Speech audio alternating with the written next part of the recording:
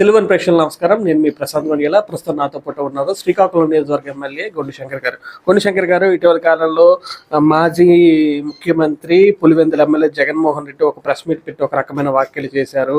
గతంలో చేసిన అభివృద్ధికి నన్ను సన్మానించాల్సింది పోయి కూటమి నేతలంతా అనవసర ఆరోపణలు చేస్తున్నారు. మీరు సిద్ధంగా ఉన్నారు ఆయన సన్మానించడానికి? ఆయనకి సన్మానం ఒక విషయంలో చేయొచ్చు. ఇన్నాళ్ళు ప్రెస్కే దొరికేవాడు కాదు గత 5 సంవత్సరాలుగా. ఇప్పుడు ప్రెస్ మీట్ పెడుతున్నందుకు ఆయనకి సన్మానం చేయొచ్చు. మనం మీ ప్రెస్ వాళ్ళందరూ ముందు సన్మానం చేయండి ఆయనకి. ప్రజలు ఏం నిర్ణయం తీసుకున్నారో ఆల్రెడీ నిర్ణయం అయిపోయింది, వాళ్ళు సన్మానం చేశారు ఆయనకి. ఇక ఈ FBI ఏం చేసిందా, అమెరికా వాళ్ళు ఏం చేశారా, ఇక్కడ ఈడీలు ఏం చేస్తాయా, CBI ఏం చేసిందా, CED ఏం చేసిందా అని చట్టం తన పని అది చేసుకుంటూ వెళ్ళిపోద్ది. అయితే ఇప్పుడు ఆయనకి ప్రజలు ఏం కట్టబెట్టారో ఆ పాత్రకు ఆయన న్యాయం చేయాల్సింది పోయి తిరిగి ఓకరించి ప్రజల్ని రెచ్చగొట్టి మీరందరూ వాట్సాప్ల్లో పెట్టండి, ఉవ్వెత్తున అందరూ ఇచ్చేయండి, ఇలా లేనిపోని రెచ్చగొట్టి ప్రసంగాలు చేసి తప్పుడు.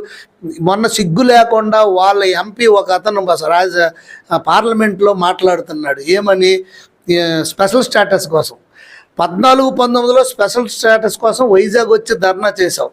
19-24లో నువ్వేం చేసావు? 22 మంది నీకు 23 మంది ఎంపీలు ఇస్తే నువ్వేంటి పని చేసావు?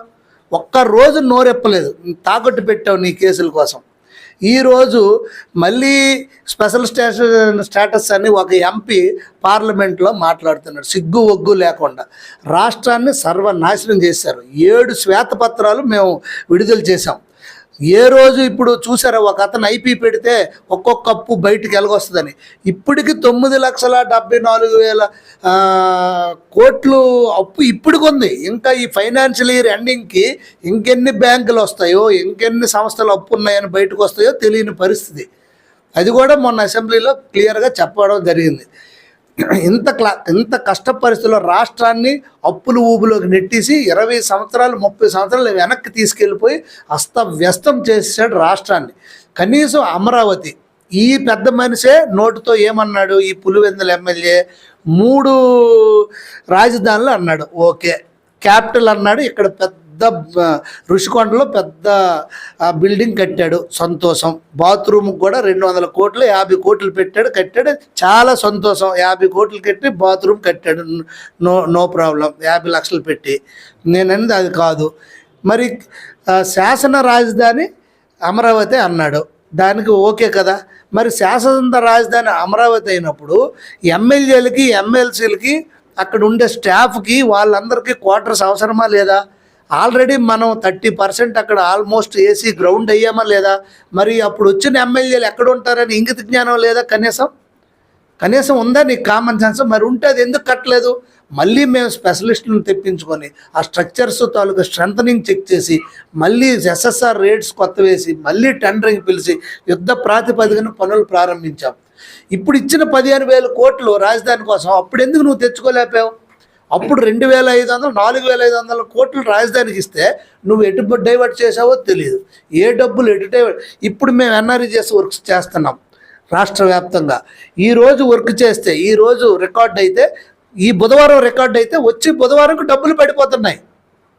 మరి ఇప్పుడు ఎక్కడికి వెళ్ళిపోయింది? అప్పుడు ఇదే రాష్ట్రం, అప్పుడు ఇదే NREGS, ఇప్పుడు డబ్బులు పడుతున్నాయి. ఇప్పటికీ మీరు కట్టిన బూత్ బంగ్లాలు లాంటి బిల్డింగ్స్ కట్టావు. మీ క్యాడర్ అందరూ మొర్రోమనేడు వాళ్ళందరికీ ఇప్పటికీ నువ్వు డబ్బులు వేయలేదు. ఏం చేసావు నువ్వు? రాష్ట్రాన్ని సర్వనాశనం చేసి ఇప్పటికైనా ప్రతిపక్షం వాదా లేదు కదా, ఒక ఎమ్మెల్యేగైనా వచ్చి అసెంబ్లీలో వచ్చి మాట్లాడండి, మీరు సలహాలు ఇవ్వండి. దానికి తగ్గట్టు ప్రభుత్వం ఏదో చేస్తే, మిస్టేక్స్ చేస్తే సరైన పద్ధతులు ఎత్తి చూపాలి. తప్పుడు ప్రచారాలు చేసి విజయవాడ వెళ్ళి అక్కడ మేము ముఖ్యమంత్రి గారు కాలు ఒరిసిపోయినట్టు పనిచేసి అక్కడ చేస్తే ఈ నెల్లు ఏదో ఒక ఒడ్డు మీద ఉండి అవాకులు చవాకులు పెళ్ళి రాలేసి వెళ్ళిపోతే జనాలు నమ్మరు. ఈయన మాటలు నమ్మిన సీన్ అయిపోయింది. ఈయన చాప్టర్ క్లోజ్. దానికి ఉదాహరణ సొంత చెల్లమ్మ అలా శర్మిలమ్మ ఏం చెప్తుందో అదే నిదర్శనం. ఈయన సంగతి ఏంటో ఆవిడే చెప్పింది, ఇంకా ఎవరు చెప్పాల్సిన పని కూడా లేదు. సో ఇప్పటికైనా ప్రభుత్వంకి సహకరించండి. తప్పులుంటే సమయంగా సరైన పద్ధతిలో దానికి సలహాలు ఇవ్వండి. అంతేగాని రాష్ట్రాన్ని సర్వనాశనం చేసి పంచాయతీరాజ్ వ్యవస్థని నిర్వీర్యం చేసేసి మొత్తం స్థానిక సంస్థలన్నీ ఎందుకు పనికి రాకుండా చేసేసి రోడ్లన్నీ గుంతలమయం చేసేసి ఒక పక్క నుండి ఇల్లు చూసారా పూర్తిగా మూతబడిపోయిన ఇల్లు ఓపెన్ చేస్తే ఎలాగో ఒక పక్క నుండి బూజు దులిపినట్టు ఒక పక్క నుండి రాష్ట్రంలో గుంతలన్నీ పూర్తి చేస్తాను, ఒక పక్క ఇల్లులు ఈవెన్ ఆయన పెట్టిన కాలనీలు కేంద్ర ప్రభుత్వం 100% పేమెంట్తో కట్టిన కాలనీలకు ఆయన పేరు పెట్టుకున్నాడు. ఆ కాలనీలు కూడా మేము ఇప్పుడు మౌలిక వసతులు కల్పిస్తాం, అక్కడ ఉన్న ఇల్లులు ఏవైతే అసంపూర్తిగా ఉన్నాయో ఈ మార్చి లోపల కడితే వాళ్ళకు లబ్ధిదారులకు కూడా పేమెంట్ ఇస్తామని చెప్పడం జరిగింది. మాకు ముఖ్యమంత్రి గారు గౌరవనీయులు నారా చంద్రబాబు నాయుడు గారు మాకు పంపించారు. మేము అక్కడికి వెళ్ళాం, వాళ్ళందరికీ భరోసా ఇచ్చాం. ఎన్టీఆర్ గృహకల్ప 14-19లో వాటికి రూపాయి మేమేస్తే ఈ రూపాయి వేసి వదిలేసింది, ఇప్పటికీ డబ్బులు ఇవ్వలేదు, వాటికి కూడా ఇస్తాం. వాటికి 1000 కోట్లు విడిచిపెట్టాం. ఇప్పుడు కూడా ధాన్యం ఈరోజు ధాన్యం అమ్మితే 48 గంటల్లో డబ్బులు పడుతున్నాయి రైతులకి, అడుక్కోమనండి. అలాగే ఎక్కడ ఇష్టపడితే అక్కడ రైతులు ధాన్యం అమ్ముకునే స్వేచ్ఛ కల్పించాం.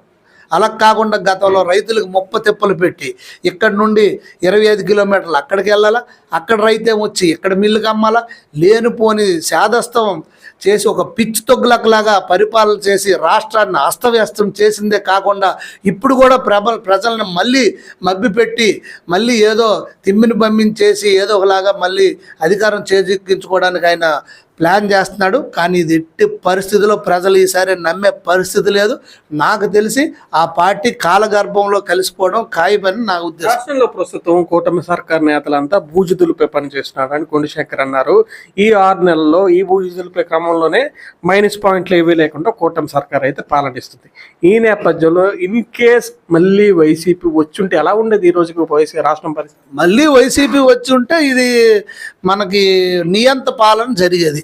ఆయన కూడా అలాగే అనుకున్నాడు, ఇది మొత్తం ఏకఛత్రాధిపత్యం నేను చేస్తాను, అంతా రాజ్యాంగం నా సొంత రాజ్యాంగాన్ని నడిపిస్తాను, ఈ మన భారత రాజ్యాంగం అంటే ఆయనకి లెక్కలేదు.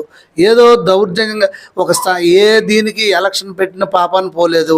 స్థానిక సంస్థలంటే గౌరవం లేదు, కోర్టులంటే గౌరవం లేదు, చట్టాలంటే గౌరవం లేదు, కనీసం వాళ్ళ పార్టీ ఎమ్మెల్యేలన్నా ఆయనకు గౌరవం లేదు, వాళ్ళ క్యాడర్ అన్నా గౌరవం లేదు. ఇష్టానుసారంగా బిహేవ్ చేశాడు, ఏదేదో ఆయన చేసేద్దామని ఊహించాడు. మళ్ళీ వచ్చుంటే ఇంక ఈ రాష్ట్రం ఇప్పటికే పూర్తిగా ఎంత నిర్వీర్యం అయిపోయిందో. ఆయన మహానుభావుడు 74 సంవత్సరాల వయసులో కూడా ఎంతో కష్టపడి ఎంతో విజనర్గా 2047 వికసిత ఆంధ్రప్రదేశ్ వికసిత భారత్ మాదిరిగా చేస్తూ ఎంతో ఒడిసిపట్టి ఒక పక్క నుండి అలాగే ఉప ముఖ్యమంత్రి వర్యులు పవన్ కళ్యాణ్ గారి సహాయక సహకారాలతో, ఒక పక్క నరేంద్ర మోడీ గారు ప్రధానమంత్రి సహకారాలతో 15,000 కోట్లు ఈరోజు రాజధానికి తీసుకురావడం జరిగింది. అలాగే 12,500 కోట్లు పోలవరంకి తీసుకొచ్చారు. 72% మనం చేశాం, గతంలో 3% ఆల్ చేశారు. ఇప్పుడు ఆ పోలవరం కంప్లీట్ చేయాలి. అలాగే ప్రతి దీనికి డేట్లు కూడా ఇచ్చాం. 6 నెలల లోపల ఎమ్మెల్సీలు అలాగే ఎమ్మెల్యేలు ఐఏఎస్ ఆఫీసర్స్ క్వార్టర్స్ రెడీ చేస్తున్నారు. అలాగే 4th క్లాస్ ఎంప్లాయీస్ దగ్గర నుండి అందరికీ క్వార్టర్స్ రెడీ చేస్తున్నారు. మళ్ళీ రాజధాని రైతులకి వాళ్ళకి ఇచ్చే భూములకి మాట ఇచ్చిన అవి మళ్ళీ లేఅవుట్లు వేసి వాళ్ళకి అప్పచెప్తాను. వాళ్ళ కౌళ్ళకి ఇవ్వాల్సిన డబ్బులు బకాయిలు అవి కూడా ఇవ్వడం జరిగింది. అలాగే ధాన్యం బకాయిలు 1000 కోట్లు ఉంటే అవి ఇవ్వడం జరిగింది. ఈవెన్ పంచాయతీకి వేయాల్సిన డబ్బులు కూడా మొన్న 1600 కోట్లు వేసాం, మళ్ళీ ఇప్పుడు 1100 కోట్లు మళ్ళీ పవన్ కళ్యాణ్ గారు రిలీజ్ చేయబోతున్నారు. అలాగే ఎన్ఆర్ఈజీఎస్ నిధులు 4000 కోట్లతో రాష్ట్ర వ్యాప్తంగా చేస్తే ఈ నియోజకవర్గంలో 38.5 కోట్లతో ఇవ్వడం జరిగింది. ఆల్రెడీ 2 కోట్లు పేమెంట్లు అయిపోయాయి. మొత్తం 98% గ్రౌండెడ్ అయ్యారు ఆల్రెడీ వర్క్స్. పెద్ద ఎత్తున రాష్ట్ర వ్యాప్తంగా వర్క్స్ జరుగుతున్నాయి. ఇలాగా ఇంత ఇంత ఒక్కొక్కటి ఒడిసిపెట్టి ఎంత బాగు చేయడానికి ముందుకెళ్తుంటే నిజంగా ప్రజలందరూ ఎంతో విజ్ఞులయ్యి ఈసారి ఈ నిర్ణయం తీసుకోకపోయి ఉండే రాష్ట్రం ఇంకా అధోగతి పాలైపోయి మన పిల్లలు కానీ మన భవిష్యత్తులు కానీ అంధకారంలోకి వెళ్ళిపోయి 100% ఇది కరెక్ట్. ఏదైతే అసెంబ్లీ బడ్జెట్ సమావేశాన్ని గుండుశంకర్ 2 చేతుల వినియోగించుకున్నారు, ఏ సమస్యలను సభ దృష్టికి తీసుకెళ్లారు, ఎంత మేర పరిష్కార మార్గాలు మీకు లభించాయి? మాకు ఇంకా టైం అయితే ఎక్కువ ఇచ్చారని వాళ్ళు చెప్తున్నారు, కానీ ఇంకా మా సమస్యలు బోల్డ్ చెప్పాల్సింది చెప్పలేదు. ఏదైతే 2 నదులు డైరెక్షన్ చేంజ్ అయిపోయి అక్కడ బీచ్ ఫెస్టివల్ చేసాం 2016లో కళింగపట్నంలో. ఆ బీచ్ ఫెస్టివల్ చేసిన బీచ్ కొట్టుకుపోయింది, ఇక్కడ పీజీపేటలో కొట్టుకుపోయింది. వాటిని మళ్ళీ సరిచేయమని అడిగాం, సభ దృష్టికి తీసుకెళ్ళాను. అలాగే లిఫ్ట్ ఇరిగేషను చెక్క బాక్సుల్లో అక్కడ ట్రాన్స్ఫార్మర్ వేసాం, చెక్క బాక్సుల్లో మోటార్స్ వచ్చేసాయి. 5 సంవత్సరాలు తుప్పు పెట్టిపోయి అక్కడే ఉన్నాయి. 15-20 లక్షలు పెడితే అది అయిపోద్ది ఎత్తిపోతల పథకం. వమరవల్లి, కళింగపట్నం, తోనంగి అది కూడా చేయలేదు. దానికోసం మాట్లాడాను. అంబలవలస లిఫ్ట్ ఇరిగేషన్ కోసం మాట్లాడాను. వత్సవలస ఒకటి కావాలని అది అడిగాను. తర్వాత టైలాండ్ 2007లో ఆర్ఎంసీ వర్క్స్ వచ్చి నీరు ఇవ్వడం జరిగింది. అయితే అప్పటి నుండి ఇప్పటి వరకు ఆ కాంట్రాక్ట్ వర్క్స్ కంప్లీట్ అవ్వలే. టైలాండ్ 37 TE అంటారు, అంటే ఆ చివరికి వెళ్ళేటప్పుడు ఆర్ఎంసీ రైట్ మెయిన్ కెనాల్లో ఏ వర్క్ కూడా ఈరోజు కంప్లీట్ చేయలేదు, అస్తవ్యస్తంగా ఉంది. అవన్నీ కూడా చెప్పడం జరిగింది మినిస్టర్ గారికి. ఎందుకంటే షార్ట్ చర్చ జరుగుతుంది, డిమాండ్స్లో డిస్కషన్ జరిగినప్పుడు సాగునీటి పైన కంప్లీట్ చర్చ పెడతాడు, అది కూడా చెప్పడం జరిగింది. బీసీల కోసం బీసీలు డిమాండ్స్లో మాట్లాడినప్పుడు ఆ విషయం కూడా చెప్పడం జరిగింది. బీసీలు పార్టీ మొదటి నుండి తెలుగుదేశం పార్టీ ఈసారి కూడా 30,000 కోట్లు కేటాయించడం జరిగింది బీసీల కోసం. ఇంకా మిగతా శ్రీకాకుళం పట్టణ విషయంకి వస్తే మీకు డ్రైనేజ్ వ్యవస్థ అస్తవ్యస్తంగా ఉంది. నెక్స్ట్ ఎలక్షన్లు 15 రోజుల నుండి లేవు, 15 సంవత్సరాల నుండి. దానిపైన కూడా ఇంకా నేను చెప్పాను. ఇంకా సర్క్యులేషన్ ప్యాటర్న్ ఒకటి త్వరలో వస్తుంది, అది ఒకటి చెప్దాం అనుకుని అవ్వలేదు. నెక్స్ట్ స్టాప్ ప్యాటర్న్ ఉంది, అంటే అప్గ్రేడేషన్ ఆఫ్ ది స్టాఫ్, అంటే మున్సిపాలిటీ నుండి కార్పొరేషన్కి ఇంతవరకు అవ్వలేదు, అది కూడా లెటర్ రూపంలో నేను ఇవ్వడం జరిగింది.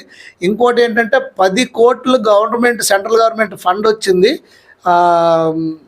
కళింగపట్నంలో. ఇది దాన్ని ఏమంటారు, పాసింజర్స్ జెట్టి. అది గత ప్రభుత్వం చేసిందా, ఎంత మంచి పని చేసిందని చూసి తీరా మొత్తం చూసేసరికి 2016లో అప్పుడు గౌరవ ముఖ్యమంత్రి వర్యులు ఇప్పుడు ముఖ్యమంత్రి నారా చంద్రబాబు నాయుడు గారే రాష్ట్ర వ్యాప్తంగా 9 జట్టీలని ఇంప్రూవ్ చేద్దాం టూరిజం కిందని పెట్టారు. అది అలాగే ఉండిపోతే దానికోసం బయటకు తీసాం. 40% సెంట్రల్ గవర్నమెంట్, 60% స్టేట్ గవర్నమెంట్, అది ఒకటి ఇమ్మని అడిగాం నిధులు. అలాగే ఇచ్చినట్లయితే కళింగపట్నంలో పాసింజర్ జట్టి వస్తే అక్కడ నుండి పాసింజర్స్ క్రూజ్లో వైజాగ్, అలాగే అండమాన్, చెన్నై, ఇటు ఇలాగా భువనేశ్వర్ వైపు ఇటు కూడా వెళ్ళొచ్చు. ఇది పర్యాటక కేంద్రంగా అభివృద్ధి చెందుతుందని ఆ విషయం కూడా నేను తీసుకెళ్ళాను నా సభ దృష్టికి. అలాగే రోడ్స్ త్వరితగతిన ఇక్కడ మనకి స్టేడియం కానీ అలాగే ఆమ్దాల వలస రోడ్డు కానీ త్వరితగతిన పూర్తి చేయమన్నాం. దానికి నిధులు అడిగా. మొన్నే 9.63 crores విడుదలైపోయి అది కూడా త్వరలో కంప్లీట్ అవ్వడానికి మేము ప్రయత్నిస్తాం. ఇంకా 1 సాగునీటి సంఘం, ఇంకా 2 త్రాగునీటి విషయంలో జల్ జీవన్ మిషన్ అయితే సీఎం కాంట్రాక్ట్ని మేము కంటిన్యూ చేస్తున్నాం. అది కూడా ప్రతి ఇంటికి సూపర్ 6లో భాగంగా మేము మాట ఇవ్వడం జరిగింది. ఇంటింటికి ట్యాప్ ఇస్తామని చెప్పాం. దానికి కూడా సర్ఫేస్ వాటర్ వాడమన్నాం, బోర్స్ కాకుండా. మాకు ముఖ్యమంత్రి గారు కూడా ఆదేశాలు ఇవ్వడం జరిగింది. ఇప్పుడు దానికి ప్రతిపాదనలు సిద్ధం చేస్తున్నారు.